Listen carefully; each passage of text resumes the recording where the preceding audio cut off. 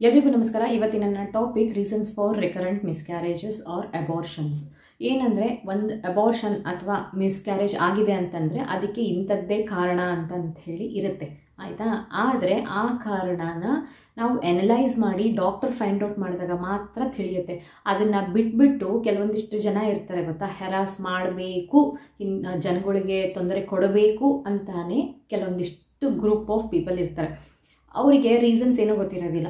Already ಮಗುನ ಕಳ್ಕೊಂಡು ದುಃಖದಲ್ಲಿ ಇರುವಂತಹ ಹೆಣ್ಮಕ್ಕಳಿಗೆ ಹೇಗೆ ಚುಚ್ಚಿ ಇನ್ನಿಷ್ಟು ನೋವು ಮಾಡಿ ಅವರು ಮೆಂಟಲ್ ಪೀಸ್ನ ಹಾಳು ಮಾಡಬೇಕು ಅನ್ನೋದನ್ನು ಯೋಚನೆ ಮಾಡಿ ಮಾಡೋ ಅಂಥವ್ರೆ ಬೇಕಾದಷ್ಟು ಜನ ಇರ್ತಾರೆ. ಅಂಥವ್ರು ಏನೇನೆಲ್ಲ ಹೇಳ್ಬೋದು ಗೊತ್ತಾ, ಪ್ರೆಗ್ನೆಂಟ್ ಆಗಿದ್ದೀರಾ, ಆದಮೇಲೆ ಕೇರ್ಲೆಸ್ ಆಗಿದ್ರಿ ಅನಿಸುತ್ತೆ, ಅದಕ್ಕೆ ಕೇರ್ಫುಲ್ ಆಗಿರಲಿಲ್ಲ ಅಂತ ಅನಿಸುತ್ತೆ, ಅದಕ್ಕೆ ಅಬಾರ್ಷನ್ ಆಯಿತು. ನೀವು ಕನ್ಸೀವ್ ಆದಮೇಲೆ ಕೆಲ್ಸಕ್ಕೆ ಹೋಗಬಾರ್ದಿತ್ತು, ಮನೆಯಲ್ಲೇ ಇರಬೇಕಿತ್ತು, ರೆಸ್ಟ್ ಮಾಡಬೇಕಿತ್ತು, ರಿಸೈನ್ ಮಾಡಬೇಕಿತ್ತು ನಿಮ್ಮ ಕೆಲಸನ.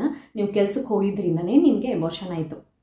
ನಿಮ್ಮದು ಹೀಟ್ ಬಾಡಿ, ಅದಕ್ಕೋಸ್ಕರನೇ ನಿಮಗೆ ಮಿಸ್ಕ್ಯಾರೇಜ್ ಆಗಿರೋದು. ಓ, ನೀವು ಚಿಕನ್ ತಿಂದ್ರಾ, ನೀವು ಅಂಥದ್ದು ತಿನ್ನಬಾರ್ದು, ತಿಂದಿದ್ದಕ್ಕೋಸ್ಕರನೇ ನಿಮಗೆ ಅಬಾರ್ಷನ್ ಆಯಿತು. ಓ, ಪ್ರಾಬೆಬ್ಲಿ ಅವಳಿಗೆ ಶಕ್ತಿನೇ ಇಲ್ಲ, ಮೈಯಲ್ಲಿ ಯೂಟ್ರಸ್ಗೆ ಶಕ್ತಿನೇ ಇಲ್ಲ, ಗರ್ಭಾಶಯಕ್ಕೆ ಮಗು ಹೊರುವಂಥ ಶಕ್ತಿನೇ ಇಲ್ಲ, ಅದಕ್ಕೋಸ್ಕರನೇ ಅವಳಿಗೆ ಮಗು ಆಗಿಲ್ಲ, ಅಬಾರ್ಷನ್ ಆಗೋಯ್ತು. ಕನ್ಸೀವ್ ಆಗಿದ ಮೇಲೆ ಎಲ್ಲೋ ಟ್ರಾವೆಲ್ ಮಾಡಿರಬೇಕು, ಅದಕ್ಕೆ ಅಬಾರ್ಷನ್ ಆಗಿದೆ ಅವಳಿಗೆ. ಈ ಥರ ವೈಜ್ಞಾನಿಕವಾಗಿ ಯೋಚನೆ ಮಾಡಿದಿರ ಸುಮ್ಮನೆ ಏನೇನೋ ಕಾರಣಗಳನ್ನ ಹೇಳಿ ಹೆಣ್ಮಕ್ಳಿಗೆ ಚುಚ್ಚಿ ತೊಂದರೆ ಕೊಡ್ತಾರೆ, ಆಯಿತಾ. ಸೊ ಅದಕ್ಕೆ ಯಾಕೆ ಮಿಸ್ಕ್ಯಾರೇಜ್ ಆಗಿದೆ ನಿಮಗೆ ಅನ್ನೋದನ್ನು ತಿಳ್ಕೊಳ್ಳೋದು ತುಂಬಾ ಇಂಪಾರ್ಟೆಂಟ್. ಯಾಕೆ ಹೇಳಿ, ಇಂಥ ಜನಗಳು ಇದ್ದವಾಗ ನೀವು ಅಷ್ಟೇ ಸ್ಟ್ರಾಂಗ್ ಆಗಿ ಅಂಥವ್ರಿಗೆ ಉತ್ತರ ಕೊಡಬೇಕಾಗತ್ತೆ, ಆಯಿತಾ. ಇಲ್ಲ ಅಂತಂತಂದರೆ ಇನ್ನೊಂದು ಸ್ವಲ್ಪ ಗಾಯ ಮಾಡಿ, ಇನ್ನೊಂದು ಸ್ವಲ್ಪ ದೊಡ್ಡ ಗಾಯ ಮಾಡಿ ಅದನ್ನು ಕೀವು ಬರೋವರೆಗೂ ಬಿಡೋದಿಲ್ಲ, ಗೊತ್ತಾಯ್ತಾ. ಸೊ ಹಾಗಾಗಿ ನಿಮ್ಗೆ ಹಂಗಾಗಿದೆ ಅಂತಂದ ತಕ್ಷಣ ಮೆಂಟಲಿ ಫಿಸಿಕಲಿ ಹೇಗೆ ಯಾವ ಪೇನಲ್ಲಿ ಇರ್ತಾರೆ ಅನ್ನೋದನ್ನು ಯಾವುದೇ ಕಾರಣಕ್ಕೂ ಜನಗಳು ಅರ್ಥ ಮಾಡ್ಕೊಳ್ಳಲ್ಲ. ಬಾಯಿಗೆ ಬಂದಿದ್ದೇ ಮಾತಾಡ್ತಾರೆ. ಅಂಥವ್ರನ್ನ ಆದಷ್ಟು ಇಗ್ನೋರ್ ಮಾಡಿ. ಆಗಲಿಲ್ವಾ, ಅವರಿಗೆ ಸರಿಯಾದ ಉತ್ತರನ ಕೊಡಿ, ಓಕೆ. ಅದಕ್ಕೋಸ್ಕರನೇ ಅಂಥವ್ರಿಗೋಸ್ಕರನೇ ಯಾರಿಗೆಲ್ಲ ಹಗಲೆಲ್ಲ ರಿಪೀಟ್ ಮಿಸ್ಕ್ಯಾರೇಜ್ ಆಗ್ತಾ ಇರುತ್ತೆ ಅಂಥವ್ರಿಗೋಸ್ಕರನೇ ಕೆಲವೊಂದಿಷ್ಟು ರೀಸನ್ಗಳು, ಏನೆಲ್ಲ ರೀಸನ್ ಇರಬಹುದು ಅನ್ನೋದು, ಆಯಿತಾ. ಸೊ ನಿಮಗೆ ಹಗಲೆಲ್ಲ ಮಿಸ್ಕ್ಯಾರೇಜ್ ಆಗ್ತಿದೆ ಅಂತಂತಂದರೆ ಈ ರೀಸನ್ಸ್ಗಳನ್ನ ತಿಳ್ಕೊಂಡು ಡಾಕ್ಟರ್ ಜೊತೆ ಡಿಸ್ಕಸ್ ಮಾಡಿ, ಸೊ ದಟ್ ನಿಮಗೆ ಯಾವ ರೀಸನಿಂದ ಮಿಸ್ಕ್ಯಾರೇಜ್ ಆಗ್ತಾ ಇದೆ ಅನ್ನೋದು ಗೊತ್ತಾಯಿತು ಅಂತಂತಂದರೆ ಮುಂದೆ ಆ ಮಿಸ್ಕ್ಯಾರೇಜ್ ಆಗದೇ ಇರೋ ಹಾಗೆ ನೀವು ತಡಿಬಹುದು ಅಲ್ವಾ. ಸೊ ಹಾಗಾಗಿನೇ ಈ ವಿಡಿಯೋ, ಓಕೆ. ರಿಕರೆಂಟ್ ಮಿಸ್ಕ್ಯಾರೇಜ್ ಅಂತಂತಂದರೆ ಒಂದು ಸತಿ ಮಿಸ್ಕ್ಯಾರೇಜ್ ಆದ ತಕ್ಷಣ ಅದನ್ನ ರಿಕರೆಂಟ್ ಮಿಸ್ಕ್ಯಾರೇಜ್ ಅನ್ನಲ್ಲ. 2 ಸತಿ 3 ಸತಿ ತಿರ್ಗಾ ಅದೇ ಪಾಯಿಂಟ್ ಆಫ್ ಟೈಮಲ್ಲಿ ಏನಾದರೂ ಮಿಸ್ಕ್ಯಾರೇಜ್ ಆಯಿತು ಅಂತಂತಂದರೆ ಅದನ್ನು ರಿಕರೆಂಟ್ ಮಿಸ್ಕ್ಯಾರೇಜ್ ಅಂತ ಹೇಳ್ತಾರೆ, ಆಯಿತಾ. ಕೆಲವೊಂದಿಷ್ಟು ಜನಕ್ಕೆ ಫಸ್ಟ್ ಟ್ರೈಮೆಸ್ಟ್ರಲ್ಲಿ ಮಿಸ್ಕ್ಯಾರೇಜ್ ಹಗಲೆಲ್ಲ ಆಗ್ತಾ ಇರುತ್ತೆ, ಕೆಲವೊಂದಿಷ್ಟು ಜನಕ್ಕೆ ಸೆಕೆಂಡ್ ಟ್ರೈಮೆಸ್ಟ್ರಲ್ಲಿ ಆಗ್ತಾ ಇರುತ್ತೆ, ಕೆಲವೊಂದಿಷ್ಟು ಜನಕ್ಕೆ ಥರ್ಡ್ ಟ್ರೈಮೆಸ್ಟ್ರಲ್ಲಿ ಮಿಸ್ಕ್ಯಾರೇಜ್ ಆಗ್ತಾ ಇರುತ್ತೆ, ಆಯಿತಾ. ಏನು ಗೊತ್ತಾ, ಮಗುನ ಯಾವ ಟ್ರೈಮೆಸ್ಟ್ರಲ್ಲಿ ಮಗು ಹೋದ್ರೂ ದುಃಖ ಅಂದ್ರೂ ಸೇಮೇ, ಅದಕ್ಕೇನು ಚೇಂಜಸ್ ಇರಲ್ಲ. ಮಗುನೇ ತಾಯಿನೇ, ಆಯಿತಾ. ಬಟ್ ಏನು ಅಂತಂತಂದರೆ ಯಾವ ಸ್ಟೇಜಲ್ಲಿ ಮಗು ಹೋಗುತ್ತೆ ಅದು ಡೈಜೆಷನ್ ಮಾಡ್ಕೊಳಕ್ಕಾಗಲ್ಲ, ಆಯಿತಾ. 5 ತಿಂಗಳಲ್ಲಿ ಹೋದ್ರೂ ಮಗುನೇ, 8 ತಿಂಗಳಲ್ಲಿ ಮಗು ಡೆಲಿವರಿ, ಒಬ್ಬೊಬ್ರಿಗಂತೂ ನಾರ್ಮಲ್ ಡೆಲಿವರಿ ಆಗಿ ಮಗು ಹೋಗ್ಬಿಡುತ್ತೆ. ಅವ್ರದ್ದು ಪರಿಸ್ಥಿತಿ ಯೋಚನೆ ಮಾಡಿ, ಆಯಿತಾ. ಅಂಥವ್ರಿಗೋಸ್ಕರನೇ ಈ ವಿಡಿಯೋ. ರೀಸನ್ಸ್ ತಿಳ್ಕೊಳ್ಳಿ, ಏನೇನು ರೀಸನ್ಸಿಂದ ಮಿಸ್ಕ್ಯಾರೇಜ್ ಆಗುತ್ತೆ ಅನ್ನೋದನ್ನು ತಿಳ್ಕೊಳ್ಳಿ. ಡಾಕ್ಟ್ರ್ ಹತ್ರ ಕೂತ್ಕೊಂಡು ಸಾರ್ಟ್ ಔಟ್ ಮಾಡಿಕೊಂಡು ಮುಂದೆ ಅದು ಆಗದೆ ಇರೋ ಹಾಗೆ ತಡೀರಿ, okay. First reason, foetus not developing normally, ಆಯಿತಾ. ನಾರ್ಮಲ್ ಮಗು ಅಂದರೆ ಕೆಲವೊಂದಿಷ್ಟು ಪ್ಯಾರಾಮೀಟರ್ಸ್ ಇರುತ್ತೆ, ಅಂದರೆ ಕೆಲವೊಂದಿಷ್ಟು ಗೈಡ್ಲೈನ್ಸ್ ಇರುತ್ತೆ. ಇದು ಇಷ್ಟಿಷ್ಟೇ ಸೈಜಲ್ಲಿ ಇರಬೇಕು, ಯಾವ್ಯಾವ ಅಂಗ ಇಷ್ಟಿಷ್ಟೇ ಸೈಜಲ್ಲಿ ಇರಬೇಕು ಅನ್ನೋದು ಇರುತ್ತೆ, ಆಯಿತಾ. ಸೊ ನಾರ್ಮಲಿ ಗ್ರೋ ಆಗ್ತಾ ಇಲ್ಲ, ಎಬ್ನಾರ್ಮಲ್ ಗ್ರೋತ್ ಇತ್ತು ಅಂತಂತಂದರೆ ಯಾವುದಾದ್ರೂ ಪರ್ಟಿಕ್ಯುಲರ್ ಅಂಗ ಜಾಸ್ತಿನೋ ಇಲ್ಲ ಕಮ್ಮಿನೋ ಬೆಳವಣಿಗೆ ಆಗ್ತಾ ಇತ್ತು ಅಂತಂತಂದರೆ ಆ ಥರದ ಮಗು ನಿಮ್ಮ ಹೊಟ್ಟೆನಲ್ಲಿತ್ತು ಅಂತಂತಂದರೆ human body very wonderful mechanism, ಆಯಿತಾ. ಆ ಥರದ ಮಗು ಏನಾದರೂ ಇತ್ತು ಅಂತಂತಂದರೆ ಆಟೋಮೆಟಿಕ್ಕಾಗಿ ಮಿಸ್ಕ್ಯಾರೇಜ್ ಆಗುತ್ತೆ.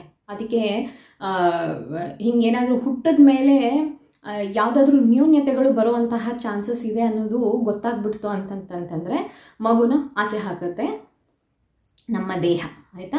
ಇದು main reason, foetus not developing normal ಆಗಿ ಬೆಳವಣಿಗೆ ಆಗ್ತಾ ಇಲ್ಲ ಅಂತಂದವಾಗ ಮಿಸ್ಕ್ಯಾರೇಜ್ ಆಗುತ್ತೆ. ಇದು first reason. Next main reason ಏನು ಅಂತಂತಂದರೆ ಡ್ಯಾಮೇಜ್ಡ್ ಸ್ಪರ್ಮ್ DNA. ಆಯಿತಾ. ಡ್ಯಾಮೇಜ್ಡ್ ಸ್ಪರ್ಮ್ DNA ಇಂದ ಏನಾಗುತ್ತೆ ಅಂದರೆ ಕನ್ಸೀವ್ ಆಗ್ತೀರಾ, ಆದರೆ ಮಗು ಫುಲ್ ಟರ್ಮ್ ಇರೋದಿಲ್ಲ, ಮಿಸ್ಕ್ಯಾರೇಜ್ ಆಗುತ್ತೆ. ಆಯಿತಾ. ಸೊ ಏನು ಅಂತಂತಂದರೆ ಡ್ಯಾಮೇಜ್ ಇರೋ DNA ಇಂದ ಆದಂತಹ ಮಗು ಅಗೇನ್ ಎಬ್ನಾರ್ಮಲ್ ಆಗಿರುತ್ತೆ. ನಾನು ಫಸ್ಟ್ ಹೇಳಿದ ರೀಸನ್ ಏನು ಹೇಳಿದ್ನಲ್ಲ, ಎಬ್ನಾರ್ಮಲ್ ಗ್ರೋತ್ ಅಂತ, ಅದು ಬೇರೆ ಯಾವುದೋ ರೀಸನ್ನಿಂದ ಎಬ್ನಾರ್ಮಲ್ ಗ್ರೋತ್ ಆಗಿರುತ್ತೆ. ನಾನು ಹೇಳ್ತಾ ಇರೋದು ಸೆಕೆಂಡ್ ರೀಸನ್ನು, ಸ್ಪೆಸಿಫಿಕ್ ಆಗಿ ಸ್ಪರ್ಮ್ DNA ಏನಾದರೂ ಪ್ರಾಬ್ಲಮ್ ಇದ್ದು ಅಂತಹ ಡಿಫೆಕ್ಟ್ ಇರುವಂತಹ DNA ಇಂದ ಏನಾದರೂ ಎಂಬ್ರಿಯೋ ಫಾರ್ಮ್ ಆಯಿತು ಅಂತಂತಂದರೆ ಹಾಗೆ ಮಿಸ್ಕ್ಯಾರೇಜ್ ಆಗುತ್ತೆ. Next bad quality of egg, bad quality of sperm, ಎರಡರಲ್ಲಿ ಯಾವುದೇ ಒಂದರದ್ದು ಕ್ವಾಲಿಟಿ ಚೆನ್ನಾಗಿಲ್ಲ ಅಂತಂದ್ರೂ ಕೂಡ ಮಿಸ್ಕ್ಯಾರೇಜ್ ಆಗುತ್ತೆ. ಓಕೆ. ನೆಕ್ಸ್ಟು ಯೂಟ್ರೈನ್ ಅನಾಮಲೀಸ್ ಅಂತಂತಂದರೆ ಯೂಟ್ರಸ್ ಶೇಪ್ ಆ್ಯಂಡ್ ಸ್ಟ್ರಕ್ಚರ್ ಸೈಜಲ್ಲಿ ಏನಾದರೂ ಪ್ರಾಬ್ಲಮ್ ಇತ್ತು ಅಂತಂದ್ರೂ ಕೂಡ ಮಿಸ್ಕ್ಯಾರೇಜ್ ಆಗುತ್ತೆ. ಓಕೆ. ಇದ್ರ ಜೊತೆಗೆ ಯೂಟ್ರಸ್ ಒಳಗಡೆ ಏನಾದರೂ ಫೈಬ್ರಾಯ್ಡ್ಸ್ ಇತ್ತು ಅಂತಂತಂದರೆ, ಪಾಲಿಪ್ಸ್ ಇತ್ತು ಅಂತಂದರೆ, ಎಂಡೋಮೆಟ್ರಿಯೋಸಿಸ್ ಇತ್ತು ಅಂತಂತಂದ್ರೂ ಕೂಡ ಮಿಸ್ಕ್ಯಾರೇಜ್ ಆಗುತ್ತೆ. ಇದ್ರ ಜೊತೆಗೆ ಲೈಕ್ ಯುನಿಕಾರ್ನೇಟ್ ಯೂಟ್ರಸ್ ಆಗಿರ್ಬೋದು, ಬೈಕಾರ್ನೇಟ್ ಯೂಟ್ರಸ್ ಆಗಿರಬಹುದು, ಅಥವಾ ಇನ್ಫೆಕ್ಷನ್ಸ್ ಇನ್ ಪೆಲ್ವಿಕ್ ಏರಿಯಾ, ರಿಪ್ರೊಡಕ್ಟಿವ್ ಆರ್ಗನ್ಸಲ್ಲಿ ಯಾವುದೇ ಭಾಗದಲ್ಲಿ ಇನ್ಫೆಕ್ಷನ್ ಇತ್ತು ಅಂತಂದ್ರೂ ಕೂಡ ಮಿಸ್ಕ್ಯಾರೇಜ್ ಆಗುತ್ತೆ. ಸಣ್ಣದಾಗಿ ಸ್ಟಾರ್ಟ್ ಆಗೋ ಇನ್ಫೆಕ್ಷನ್ನು ಕಂಪ್ಲೀಟಾಗಿ ಬೆಳೀತಾ ಜಾಸ್ತಿ ಆಗ್ತಾ ಯೂಟ್ರಸ್ ರೀಚ್ ಆಗಿ ಮಗುಗೂ ಕೂಡ ಅಫೆಕ್ಟ್ ಮಾಡುತ್ತೆ. ಆಯಿತಾ. ಸೊ ಎಕ್ಸಾಂಪಲ್ ಹೇಳಬೇಕು ಅಂತಂತಂದರೆ ಯೂರಿನರಿ ಟ್ರ್ಯಾಕ್ ಇನ್ಫೆಕ್ಷನ್. ಆಯಿತಾ. ಸೊ ಅದು ಸ್ಟಾರ್ಟ್ ಆಗೋದು ಸ್ವಲ್ಪನೇ ಸಣ್ಣದಾಗಿಯೇ ಸ್ಟಾರ್ಟ್ ಆಗೋದು, ಆದರೆ ಅದು ಮಿಸ್ಕ್ಯಾರೇಜ್ ಮಾಡೋ ಅಷ್ಟು ಶಕ್ತಿವಂತದಾಗಿರುತ್ತೆ. ಆಯಿತಾ. ಸೊ ಹಾಗಾಗಿನೇ UTIನ ಟ್ರೀಟ್ ಮಾಡೋದು ತುಂಬ ಅಗತ್ಯ. ಅದು ಒಂದು ಎಕ್ಸಾಂಪಲ್ ನಾನು ಹೇಳಿದ್ದು. ಓಕೆ. ಎಲ್ಲರಿಗೂ ಪ್ರೆಗ್ನೆನ್ಸಿನಲ್ಲಿ UTI ಆಗುತ್ತೆ, ಮತ್ತು ಅದನ್ನು ಹಾರ್ಟಿಗೆ ತೊಗೊಳಕ್ಕೆ ಹೋಗಬೇಡಿ, ಎಲ್ಲರಿಗೂ UTI ಆಗುತ್ತೆ. ಬಟ್ ಕರೆಕ್ಟ್ ಟೈಮಲ್ಲಿ ಟ್ರೀಟ್ಮೆಂಟ್ ತೊಗೊಳೋದ್ರಿಂದ ಇದನ್ನೆಲ್ಲ ಸಾರ್ಟ್ ಔಟ್ ಮಾಡ್ಕೋಬಹುದು. ಓಕೆ. ನೆಕ್ಸ್ಟು ಇನ್ಕಾಂಪಿಟೆಂಟ್ ಸರ್ವಿಕ್ಸ್ ಅಂತಂದರೆ, ಸರ್ವಿಕ್ಸು ಏನು ಅಂತಂತಂದರೆ ಗರ್ಭಾಶಯದ ಬಾಗಿಲು ಅಂತ ಹೇಳ್ಬೋದು. ಆಯಿತಾ. ಸೊ ಯಾವಾಗ ಈ ಬಾಗಿಲು ಭದ್ರವಾಗಿ ಇರೋದಿಲ್ಲ ಅಂದರೆ, ಈಗ ಒಳಗಡೆಗೆ ಗೆಸ್ಟ್ ಇದ್ದಾರಪ್ಪ, ನಾವು ಮನೆ ಒಳಗಿದ್ದೀವಿ ಅಂತಂದು ಮಾತ್ರಕ್ಕೆ ಬಾಗಿಲು ನಾವೇನಾದರೂ ಓಪನ್ ಇಡ್ತೀವಾ? ಇಲ್ಲ ಅಲ್ವಾ. ಸೇಮ್ ಥಿಂಗ್ ಗರ್ಭಾಶಯದ ಒಳಗೆ ಯಾವಾಗ ಮಗು ಇಂಪ್ಲಾಂಟ್ ಆಗಿ ಸ್ಟಾರ್ಟ್ ಆಗುತ್ತೆ ಆವಾಗ ಈ ಗರ್ಭಾಶಯದ ಬಾಗಿಲು ಅಂದರೆ ಸರ್ವಿಕ್ಸ್ ಏನು ಮಾಡುತ್ತೆ, ಕ್ಲೋಸ್ ಮಾಡಿದ ಮೇಲೆ ಮಗು ಫುಲ್ ಟರ್ಮ್ ಡೆವಲಪ್ ಆಗೋವರೆಗೂ ಆ ಬಾಗಿಲನ್ನ ಕ್ಲೋಸ್ ಆಗಿಯೇ ಇರಬೇಕು ಬಾಗಿಲು. ಆಯಿತಾ. ಸ್ವಲ್ಪ ಓಪನ್ ಮಾಡಿದೆ ಇಲ್ಲ ಫುಲ್ ಓಪನ್ ಮಾಡಿದೆ ಅಂತಂತಂದರೆ ಮಗು ಆಚೆ ಬರುವಂತಹ ಚಾನ್ಸ್ ಇರುತ್ತೆ. ಸೇಮ್ ಥಿಂಗ್ ಈಗ ನಮ್ಮ ಮನೆಯಲ್ಲಿ ಒಂದು ಮಗು ಇದೆ ಅಂತಂದವಾಗ ನಾವು ಮೇನ್ ಡೋರ್ನ ಕ್ಲೋಸ್ ಮಾಡಿ ಇಟ್ಟಿರ್ತೀವಿ. ಆಯಿತಾ. ಸ್ವಲ್ಪ ಓಪನ್ ಮಾಡಿದೆ ಇಲ್ಲ ಫುಲ್ ಓಪನ್ ಮಾಡಿದೆ ಅಂದರೆ ಮಗು ಏನು ಮಾಡುತ್ತೆ, ಆಟ ಆಡ್ಕೊಂಡು ಹೊರಗಡೆ ಹೋಗುತ್ತಲ್ವಾ. ಸೇಮ್ ಥಿಂಗ್ ಅಷ್ಟೇ, ಸಿಂಪಲ್ ಆಸ್ ದ್ಯಾಟ್. ಸೊ ಯಾವಾಗ ಬಾಗಿಲು ನೀಟಾಗಿರೋದಿಲ್ಲ, ಯಾವಾಗ ಬಾಗಿಲಿಗೆ ಶಕ್ತಿ ಇರೋದಿಲ್ಲ, ಅದನ್ನು ಇನ್ಕಾಂಪಿಟೆಂಟ್ ಬಾಗಿಲು ಅಂತ ಕರೀತಾರೆ, ಇಲ್ಲಿ ಇನ್ಕಾಂಪಿಟೆಂಟ್ ಸರ್ವಿಕ್ಸ್ ಅಂತ ಕರೀತಾರೆ. ಓಕೆ. ಈ ಇನ್ಕಾಂಪಿಟೆಂಟ್ ಸರ್ವಿಕ್ಸ್ ಯಾಕಾಗುತ್ತೆ ಅಂತಂತಂದರೆ ಕೆಲವೊಂದಿಷ್ಟು ಜನಕ್ಕೆ ಬೈ ಬರ್ತೇ ಇರುತ್ತೆ, ಹುಟ್ಟೋ ಆಗ್ಲೇ ಸರ್ವಿಕ್ಸು ವೀಕ್ ಇರುತ್ತೆ. ಆಯಿತಾ. ಸೊ ಹಾಗಿದ್ದವಾಗ ಏನು ಮಾಡೋಕ್ಕಾಗಲ್ಲ, ಆ ಸರ್ವಿಕ್ಸ್ನ ಕಿತ್ತಿಟ್ಟು ಬೇರೆ ಸರ್ವಿಕ್ಸ್ ಅಂತೂ ಹಾಕೋಕ್ಕಾಗಲ್ಲ. ಓಕೆ. ಸೊ ಆ ಥರ ಇದ್ದವಾಗ ಅದಕ್ಕೆ ಸಪ್ರೇಟಾಗಿ ಟ್ರೀಟ್ಮೆಂಟ್ ಕೊಡ್ತಾರೆ. ಓಕೆ.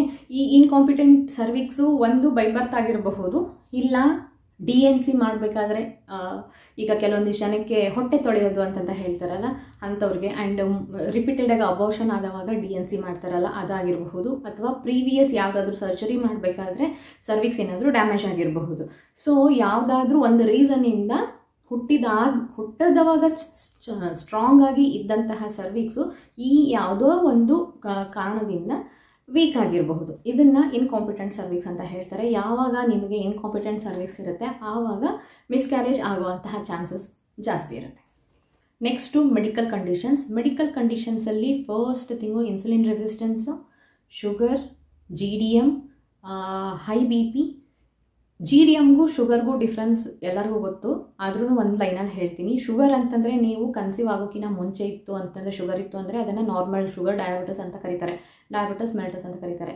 ನೀವು ಕನ್ಸೀವ್ ಆದಮೇಲೆ ನಿಮ್ಗೆ ಶುಗರ್ ಬಂತು ಅಂತಂದರೆ ಅದನ್ನು GDM ಅಂತ ಕರೀತಾರೆ, ಗೆಸ್ಟೇಷನ್ ಡಯಾಬಿಟಿಸ್ ಮೆಲಿಟಸ್ ಅಂತ ಕರೀತಾರೆ. ಆಯಿತಾ. ಅದೇ difference, major difference. Uncontrolled sugar ಇತ್ತು ಅಂತಂದರೆ, ಅನ್ಕಂಟ್ರೋಲ್ಡ್ GDM ಇತ್ತು ಅಂತಂದರೆ, ಹೈ BP ಇತ್ತು ಅಂತಂದರೆ, ಇನ್ಸುಲಿನ್ ರೆಸಿಸ್ಟೆನ್ಸ್ ಇತ್ತು ಅಂತಂತಂದ್ರೂ ಕೂಡ ಮಿಸ್ಕ್ಯಾರೇಜ್ ಆಗುತ್ತೆ.